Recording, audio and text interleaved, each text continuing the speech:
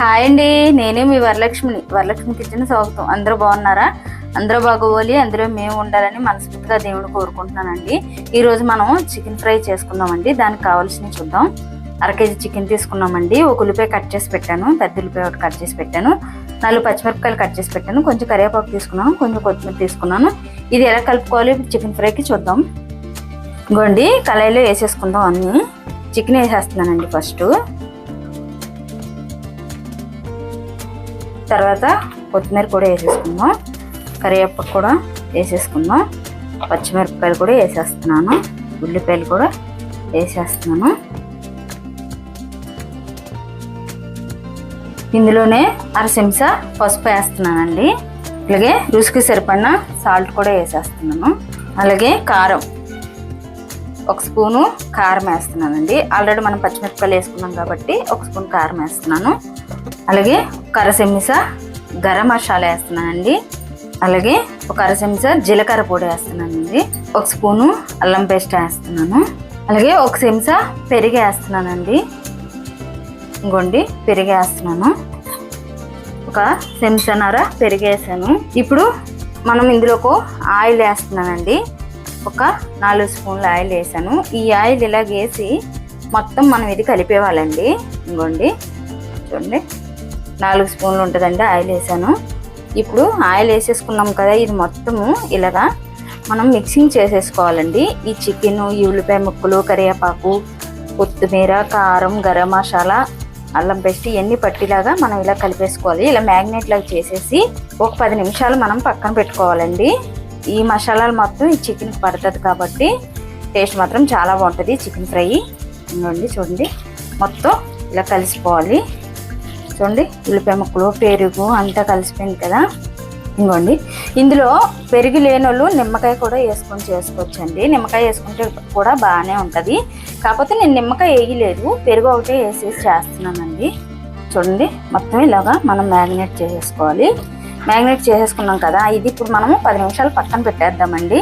ఇంకోండి 10 నిమిషాలు అయ్యాక అన్నాం కదా, 10 నిమిషాలు నానింది కదా. ఇప్పుడు పొయ్యి మీద పెట్టేసుకున్నానండి చికెన్. కాకపోతే ఈ చికెన్ సిమ్లోనే పెట్టాలండి. ఈ నీరంతా దిగి ఉల్లిపాయ అంతా మొత్తం వేగిపోయేలాగా డ్రై అయిపోతుంది. ఆయిల్లో వేస్తే ఉంచకూడదండి, కొంచెం మీడియం సైజులో పెట్టుకోండి. ఫ్రై మాత్రం ఎక్సలెంట్గా ఉంటుంది ఇలా చేస్తే. ఇప్పుడు మనం ఇది మూత పెట్టేసుకుందాం. ఒక 5 నిమిషాలు మూత పెట్టుకొని చూద్దాం తర్వాత నీళ్ళు ఎలా దిగుతుందో.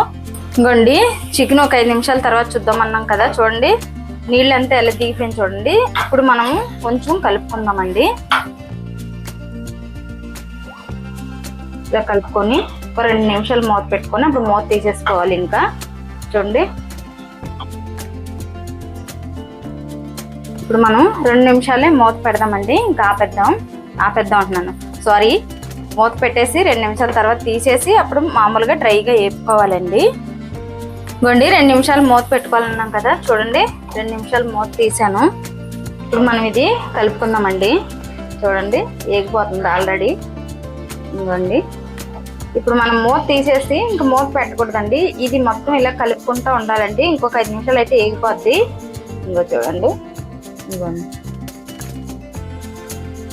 ఇంకొక 5 నిమిషాలు అయితే వేగిపోద్ది. మనం కలిపేసుకున్నాం కదా. ఇంకోండి ఇలా కలుపుకోవాలి.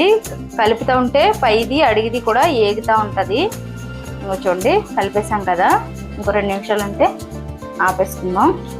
ఇప్పుడు కొంచెం కొత్తిమీర వేసుకుందామండి. ఇంకోండి కొత్తిమీర వేస్తున్నాను. వేసాం కదా, వేసాక కలిపేసుకొని 1 నిమిషం ఇలా కలుపుకొని ఆపేసుకుందామండి. ఈ చికెన్ ఫ్రై అయిపోయింది. ఇంకోండి చూడండి ఎంత బాగా వచ్చిందో, ఎమ్మీగా. టేస్ట్ మాత్రం అదిరిపోద్దండి ఇలా చేసుకుంటే ఈ చికెన్ ఫ్రై. ఇంకోండి మొత్తం కొత్తిమీర కలిసిపోయింది చూడండి. ఇంకా ఇప్పుడు మనం స్టవ్ ఆపేస్తున్నామండి. ఇలా చేసుకుంటే మాత్రం ఈ చికెన్ ఫ్రై మాత్రం చాలా బాగుంటుందండి. పిల్లలు కూడా చాలా ఇష్టంగా తింటారు. వేడి అన్నంలో వేసుకున్నా కలిసిపోద్దండి. పప్పు చారు ఇలా పెట్టుకున్నా మాత్రం టేస్ట్ మాత్రం చాలా బాగుంటుంది ఈ చికెన్ ఫ్రై ఇలా చేసుకుంటే. నచ్చితే లైక్ చేయండి, షేర్ చేయండి, కామెంట్ చేయండి, సబ్స్క్రైబ్ చేయండి. కాకపోతే ఒకసారి ట్రై చేయండి ఎలా ఉంటుంది అన్నది. చికెన్ ఫ్రై మాత్రం సూపర్గా ఉంటుంది ఇలా చేసుకుంటే.